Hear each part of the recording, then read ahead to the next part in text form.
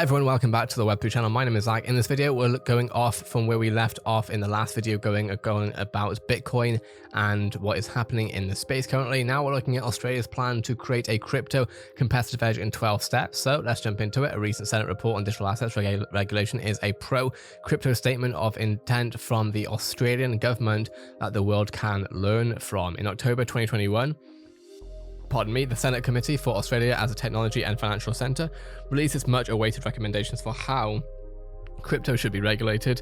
The 168-page final report boils down to 12 recommendations aimed at striking the right balance between creating legitimacy without stifling innovation. This is a landmark report that demonstrates Australia's clear efforts to put itself at the forefront of crypto investment globally. The chair of the committee, Senator Andrew Bragg, believes that Australia can be a leader in digital assets and is confident that it can particularly be competitive with Singapore, the UK, and the US. 4 key recommendations.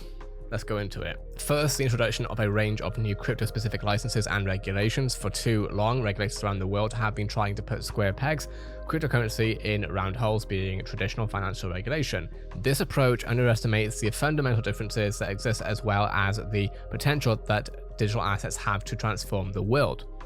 This report acknowledges crypto's potential and calls for a range of bespoke cryptocurrency licenses in Australia. It recommends a specific market licensing game regime for digital exchanges, as well as a bespoke custody regime for digital assets. Details will still need to be fleshed out, of course, but if we get these frameworks right, then this will create the legitimacy that the sector needs to take off into the mainstream. Second, the introduction of a decentralized, i.e. DAOs, essentially entity type into Australian corporate law. This recommendation is a very big deal, as it shows that the Australian government is open to DeFi as well as crypto innovation. Wyoming is the only region that I have heard of that has something like this in place, so this could put Australia on the front foot. If approved, DAOs could provide a unique utility that may bring the Australian economy a decade ahead into a decentralized future. However, this will also be the hardest thing for the committee to get approved, as changes to the Corporations Act are infamously rare in Australia. If anyone can do it, it's Senator Bragg though.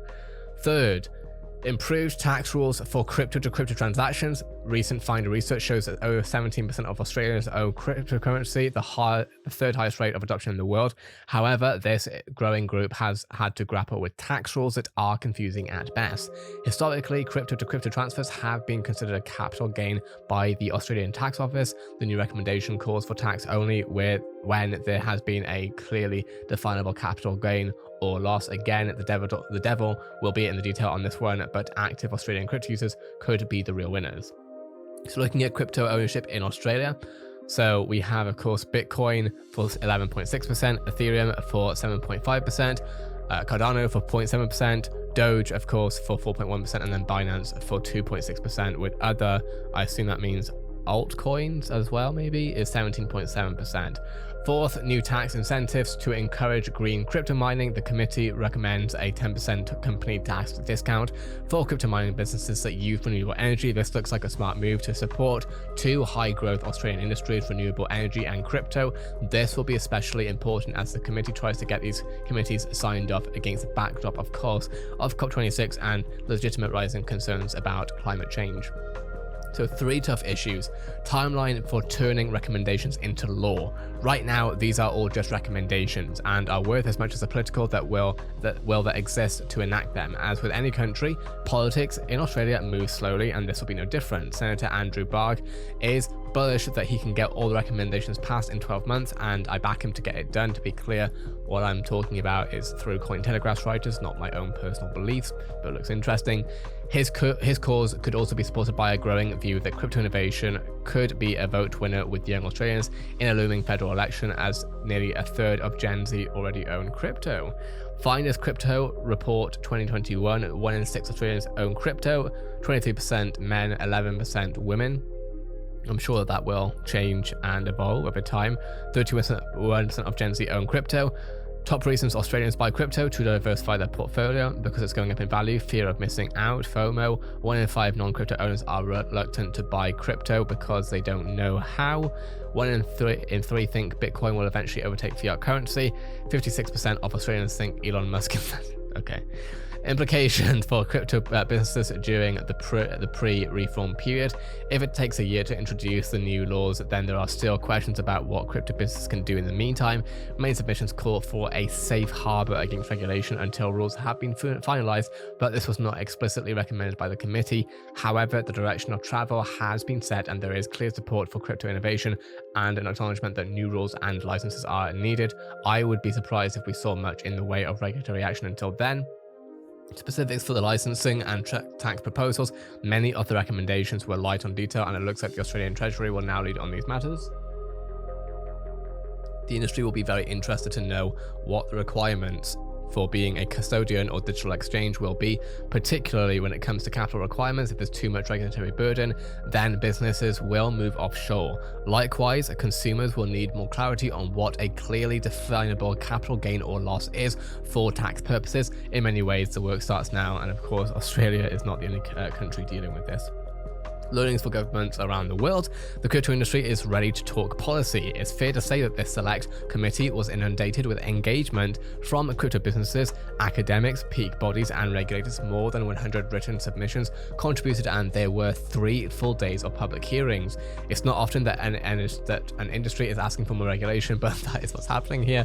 The crypto industry around the world wants clarity, of course.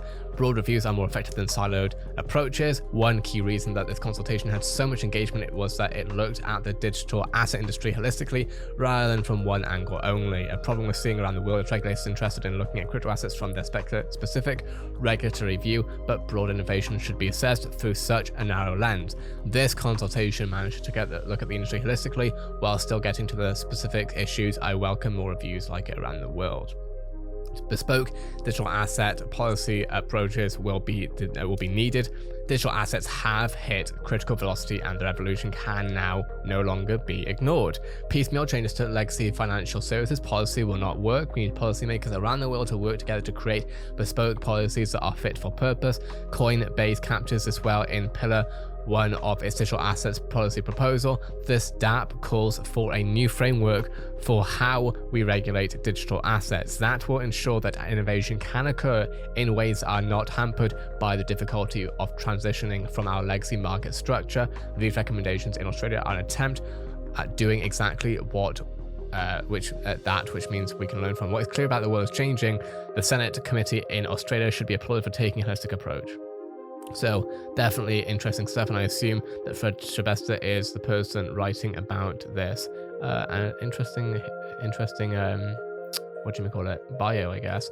That being said, what are your thoughts on crypto in Australia? For one, I would like to ask, are you from Australia? If you're reading this or watching this and you're from Australia, I would love to hear your take on everything that you just heard here. Do you agree with the writers' thoughts and opinions, I guess? And if you're not in Australia, also, what are your thoughts? Let me know in the comments below. For everything happening in the Web3 space, whether it's crypto, i.e. Bitcoin, Ethereum, or anything else, or if we're looking at NFTs, this is the place to be for everything crypto, NFTs, and metaverse. Have a great day, everyone. I'll see you in the next Web3 video.